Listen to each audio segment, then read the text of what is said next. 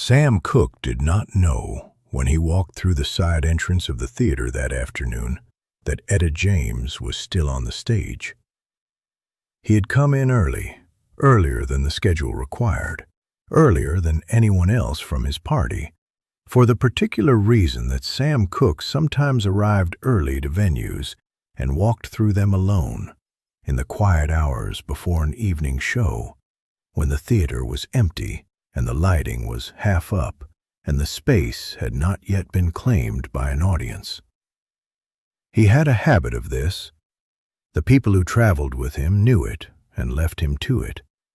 An empty theater for Sam Cooke was not a lonely place. It was a place where he could hear what a room was made of before he was required to fill it.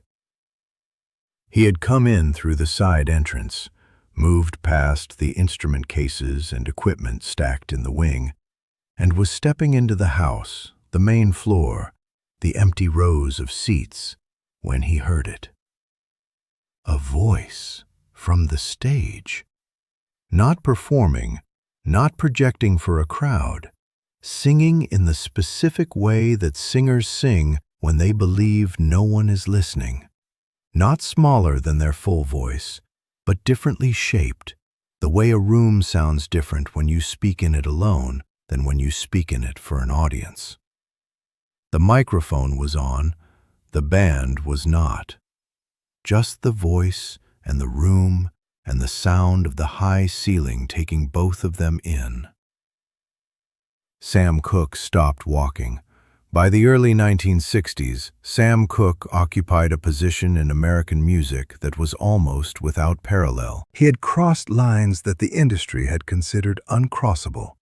Gospel into pop, black radio into mainstream chart success, the sacred into the secular. And he had done it without appearing to compromise anything essential about himself.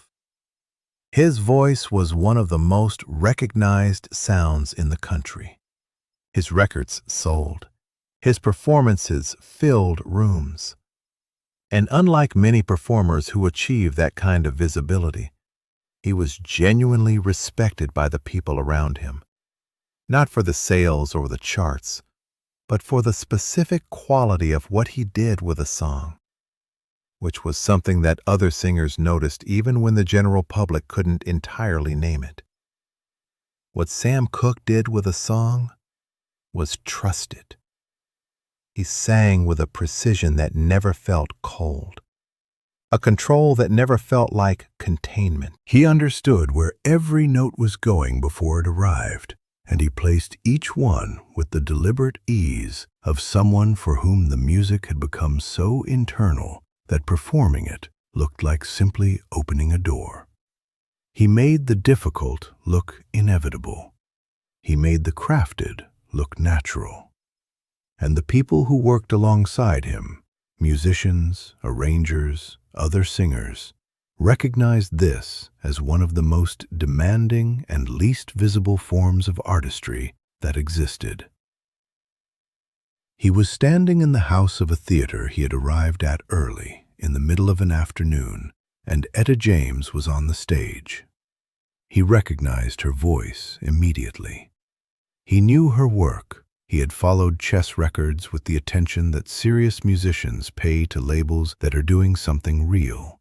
And Etta James was one of the things Chess Records was doing right. He had heard at last the way most people in the music world had heard it, with the recognition that something had been done to that song that could not be undone, that the recording had changed the song's relationship to every version that came before and after it. He had heard her live, in the peripheral way performers hear each other, from off stage, from a corridor, through the sounds of a building while your attention is on something else.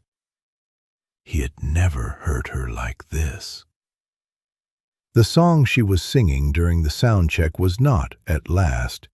It was something older, something from the edges of the repertoire, a song that most audiences would not have placed immediately.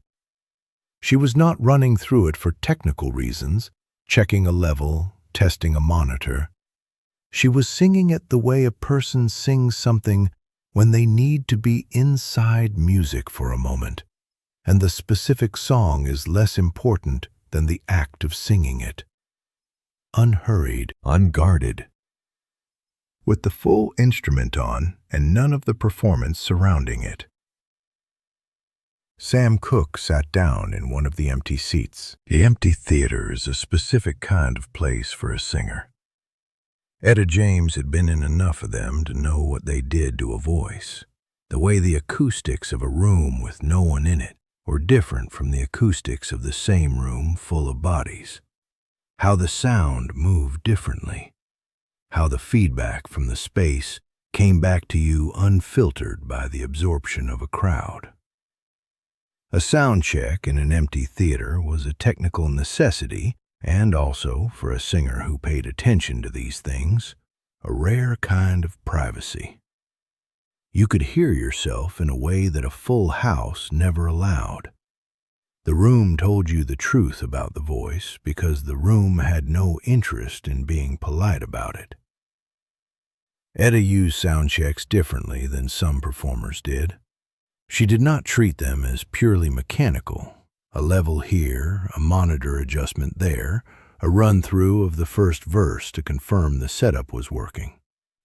She used them as a place to find something, not a specific note or specific phrasing, but a quality, the quality of being inside the music before the performance began, of making contact with the song before the evening required her to deliver it to someone else. The performance was for the audience. The sound check, on the best days, was for her. On this particular afternoon, she had been on the stage longer than the technical requirements needed. The engineer had gotten what he needed 20 minutes earlier. The band had gone back to the dressing rooms or the bus or wherever bands go in the hours between setup and show. But Etta had stayed at the microphone, and she had started singing the song. Not for any reason she would have been able to articulate quickly, but because the song was there, and the room was there, and she was there. And sometimes those three things being true at the same time was sufficient reason. She did not know anyone was in the house. The song she was singing was one she had known for years, something she had heard as a child, something that predated chess records and At Last, and the career that had built itself around a specific sound and a specific expectation. It was a song from before she was a professional, from the time when music was not yet something she did for other people, but something she did because it was the only way to be fully inside herself for a few minutes at a time. She returned to songs like this sometimes, in private, the way you return to a room in a house you grew up in, not for any practical purpose, but because the room still contains something that newer rooms don't. She was somewhere inside that song when she became aware, without turning around, that the room had changed.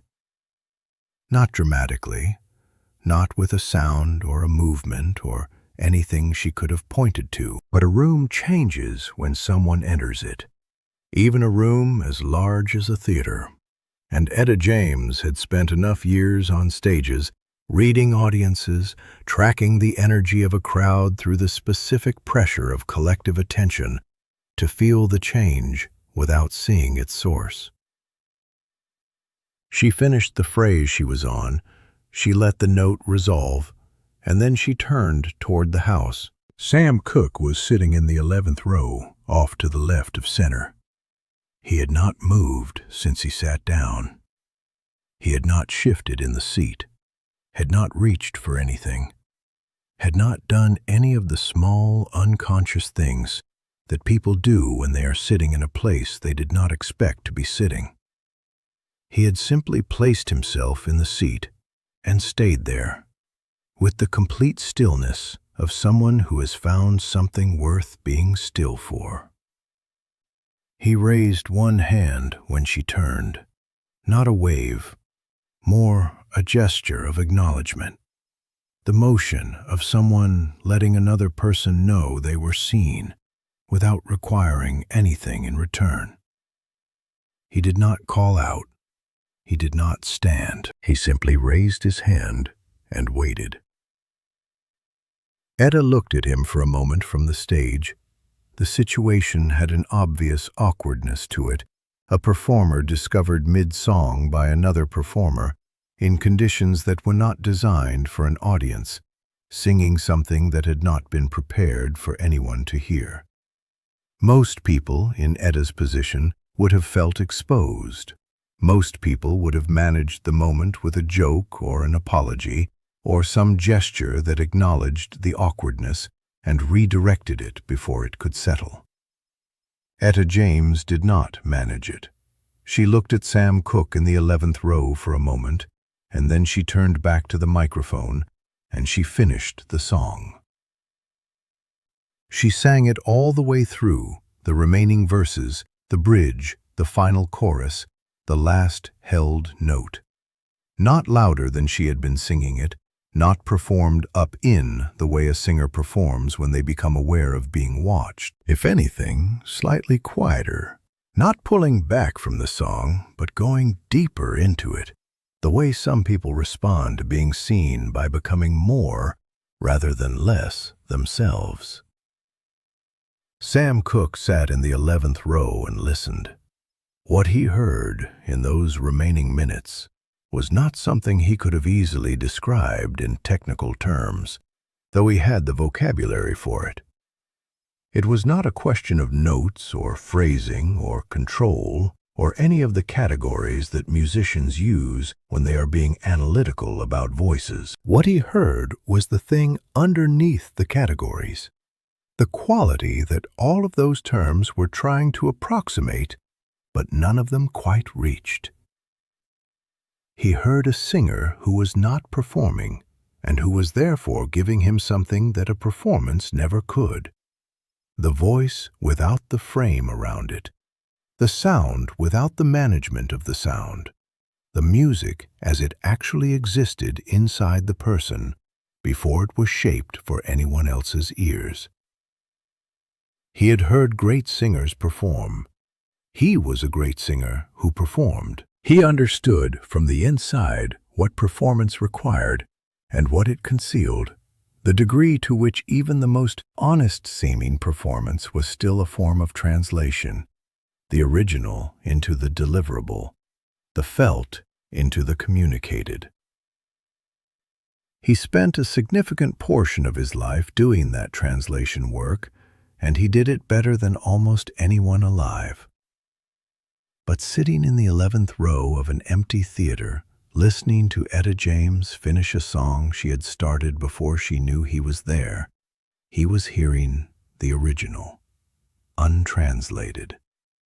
The thing that the recording had come from, that the performance was built to approximate, that all of the craft and the presentation and the careful architecture of a chess records session was trying to capture, and never quite could.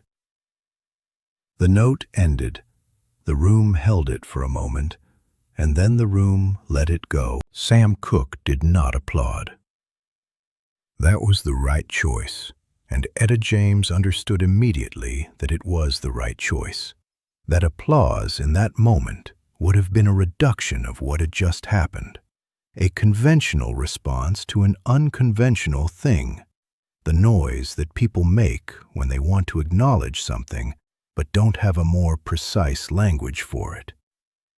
Sam Cooke had a more precise language.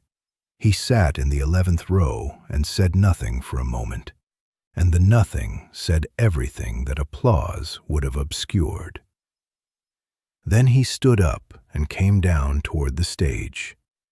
What passed between them in the next few minutes was the kind of conversation that two performers have when they have just been, briefly, completely honest with each other without planning to be. Not a long exchange.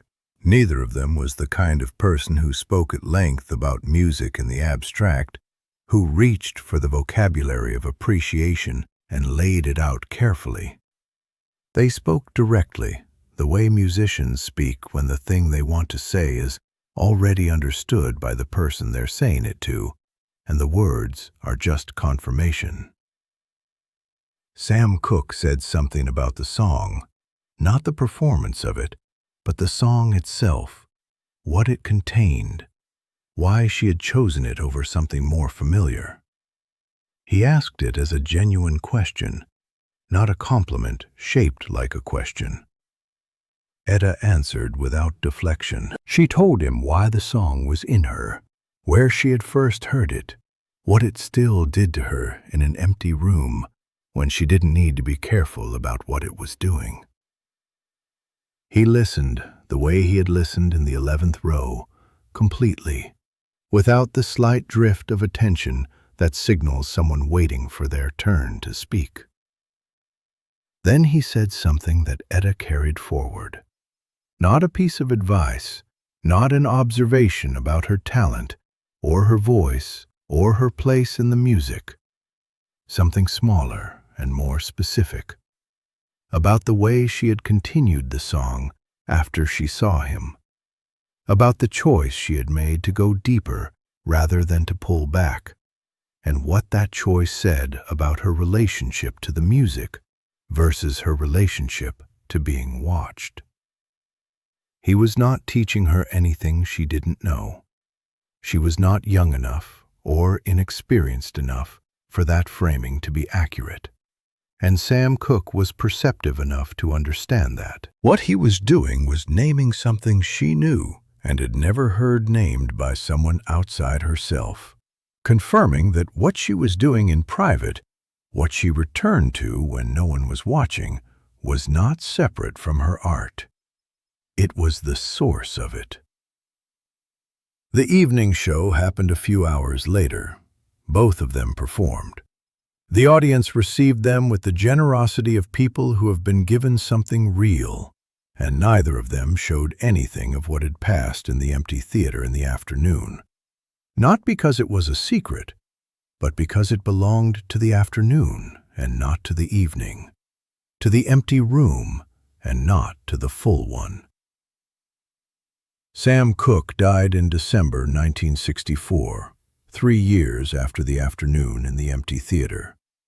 The recording career he left behind remained, as it remains now, precise, warm, unhurried, the sound of someone who trusted the music enough to let it move at its own pace. Etta James outlived him by nearly half a century, and in that time she gave thousands of performances and made dozens of recordings, and through all of it, she carried the particular quality that Sam Cooke had heard in an empty theater and named without sentimentality. The quality of going deeper when someone is watching, rather than pulling back.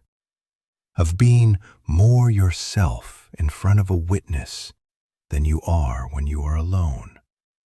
Of understanding, at some level below thought, that the performance is not a departure from the private thing, but its fullest expression.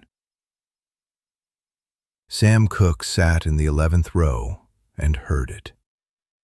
He didn't applaud. He didn't need to.